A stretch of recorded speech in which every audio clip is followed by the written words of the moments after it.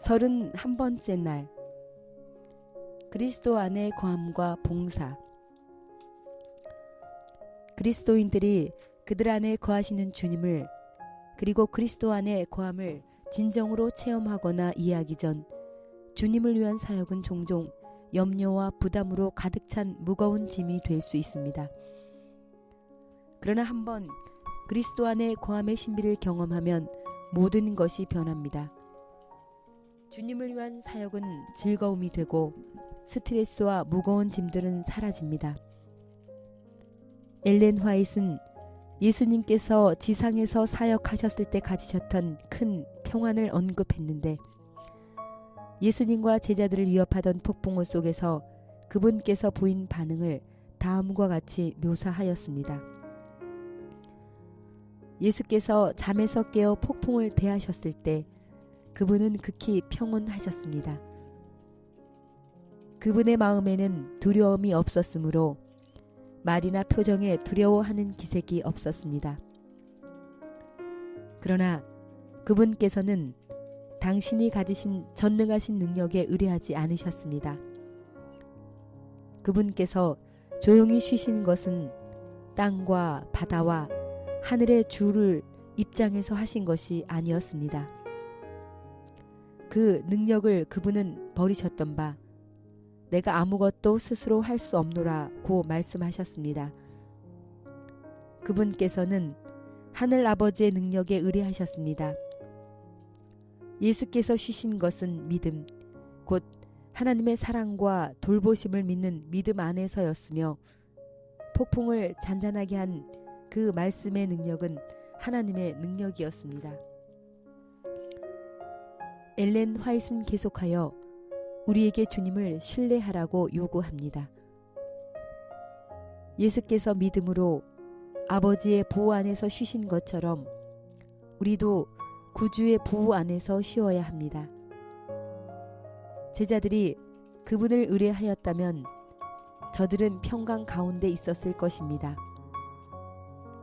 위기를 당했을 때 저희의 두려움은 그들의 불신을 드러내 주었습니다. 그들은 자신을 구원하려고 노력하는 중에 예수님을 잊었습니다. 그리고 그분께서 저희에게 도움을 주실 수 있었던 것은 저희가 자아 의뢰의 절망에서 그분께로 돌아갔을 때뿐이었습니다. 우리는 얼마나 흔히 제자들과 같은 경험을 하고 있습니까? 시험의 태풍이 점점 거세지고 번갯불이 무섭게 번쩍거리며 파도가 우리를 덮칠 때 우리는 우리를 도우실 수 있는 분이 계심을 잊어버리고 홀로 폭풍과 싸웁니다. 우리의 희망이 사라지고 멸망 직전에 빠질 때까지 우리는 자신의 힘을 의뢰합니다. 그때에야 우리는 예수님을 기억합니다. 그러나 만일 우리를 구해 주시도록 그분께 요청한다면 우리의 부르짖음은 헛되지 않을 것입니다. 육지든 바다든 우리가 구주를 마음속에 모시고 있다면 두려워할 필요가 없습니다. 구주께 대한 산 믿음이 인생의 바다를 잔잔하게 할 것이요, 그분께서 가장 좋다고 생각하는 방식으로 우리를 위험에서 건져내실 것입니다. 진실로 우리 안에 거하는 그리스도와 그리스도 안에 거하는 우리 자신을 체험하는 중에 그분은 실제로 임하십니다. 그분 안에서의 우리의 안식은 절대로 이론이 아닌 현실이 될 것이며 변치 않게 됩니다. 사역과 삶에 있어서의 모든 두려움과 염려와 스트레스는 사라질 것입니다. 섬김의 짐들은 우리가 예수님의 임재 속에서 안식을 누리는 것으로 옮겨지고 대체될 것입니다. 엘렌 화이트이 말하는 것처럼 우리는 자아 의존을 체념하고 그분께로 되돌아가야 합니다. 우리가 그리스도 안에 거하는 때 우리는 주님과의 관계를 맺을 터인 바 그분께서 하늘 아버지와 가지셨던 관계입니다. 이 관계는 하늘 아버지께서 예수님을 통하여 말씀하시고 일하실 것이라는 확신에 주님께서 쉼을 얻을 수 있었던 것과 같은 것입니다.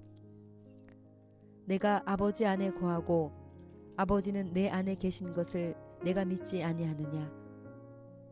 내가 너희에게 이르는 말은 스스로 하는 것이 아니라 아버지께서 내 안에 계셔서 그의 일을 하시는 것이라.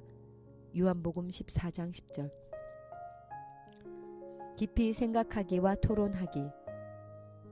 첫째, 제자들이 폭풍우 속에서 배를 타고 있었을 때 두려워한 것은 비이성적인 일이었습니까? 그렇든 아니든 그 이유는 무엇입니까?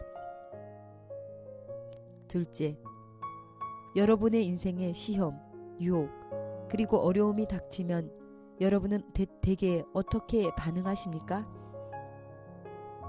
셋째, 어렵고 힘든 입장에 직면했을 때 하나님께서는 여러분이 어떻게 반응하기를 원하십니까?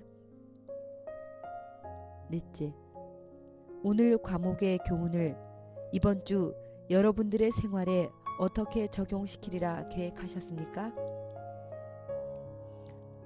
기도 활동. 첫째, 기도 파트너에게 전화를 하고 배운 내용을 함께 의논하십시오. 둘째, 기도 파트너와 함께 다음 제목으로 기도하십시오. 하나, 하나님께서 계속하여 여러분을 성령 충만하게 하시기를.